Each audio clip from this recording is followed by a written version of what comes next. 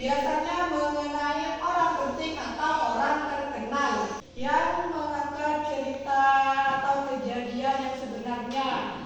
Kejadian sebenarnya itu seperti kisah nyata. Peristiwa atau kejadian nyata itu kemudian dijadikan dasar cerita lucu dengan menambahkan unsur-unsur.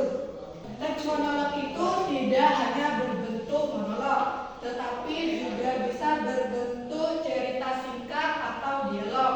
Bisa berupa dialog yang memberikan kesan humor, terus amanat atau pesan yang terkandung di dalamnya. Di dalam teks anekdot itu ada 3 struktur teks anekdot. Yang pertama ini orientasi, terus yang kedua ini komplikasi, dan yang ketiga ini evaluasi. Orientasi ini berisi pengenalan kondisi atau karakter tokoh yang menggambarkan terkait hal-hal apa, kapan, di mana, mengapa, dan bagaimana. Terus yang kedua ini komunikasi, berisi masalah yang dihadapi oleh tokoh.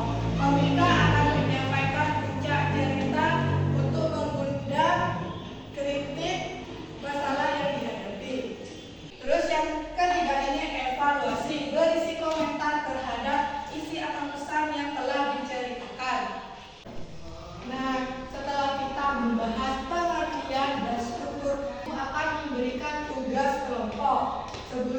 Kemudian Ibu akan membagi 2 kelompok. Masing-masing kelompok terdiri dari 5 orang. Coba dibuka buku paketnya halaman 39.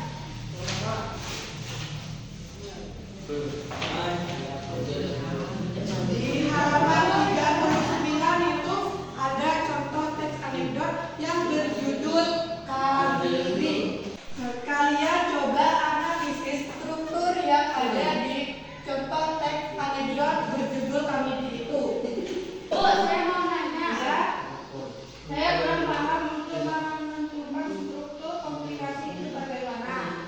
Kalau kita menentukan struktur komplikasi itu dilihat dari kenyataannya, puncak ceritanya. Biasanya itu berisi yang mengundang tawa sekaligus berisi kritik pada topik yang telah disampaikan. Coba dibaca kembali teks anekdot yang berjudul Kamili itu. Nah, kelompok 2 ini sudah menentukan orientasi, komplikasi, dan selanjutnya tentukan evaluasi yang ada pada teks tersebut. Di kelompok 1 ini apakah kalian tidak mengerti atau masih bingung mengerjakannya? Bagus kalau tidak ada. Lanjutkan mengerjakan supaya selesai ya. Nah, setelah kalian mengerjakan tugas dari buku ini, kalian coba presentasikan di depan kelasnya. Coba Ibu minta kelompok 2 untuk mempresentasikan hasil kerjanya di depan kelas.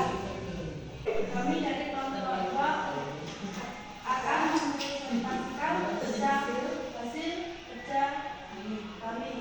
Ya. Siapa yang bisa dibayar? Ayo kelompok 1 persilakan dulu.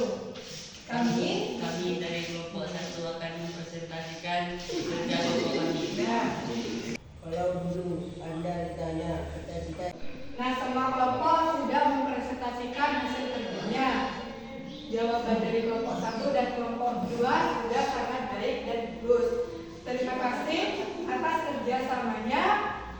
Semoga ilmu yang kalian dapatkan ini bermanfaat. Ibu akhiri pelajaran